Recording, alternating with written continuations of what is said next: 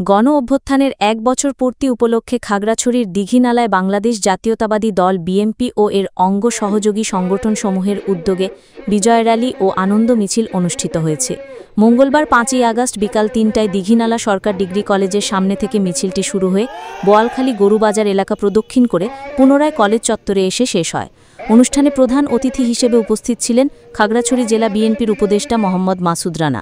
এই সময় আরও উপস্থিত ছিলেন দীঘিনালা উপজেলা বিএনপি সভাপতি মোহাম্মদ শফিকুল ইসলাম, সাধারণ সম্পাদক জয়নাল আবেদিন, সহ-সভাপতি মোহাম্মদ রহিম, সহ ছাত্র বিষয়ক সম্পাদক মোহাম্মদ আনোয়ার, উপজেলা যুবদলের আহ্বায়ক মোতালেব হোসেন, উপজেলা স্বেচ্ছাসেবক দলের আহ্বায়ক ওসমান গনি ও সদস্য সচিব মঞ্জু মিয়া।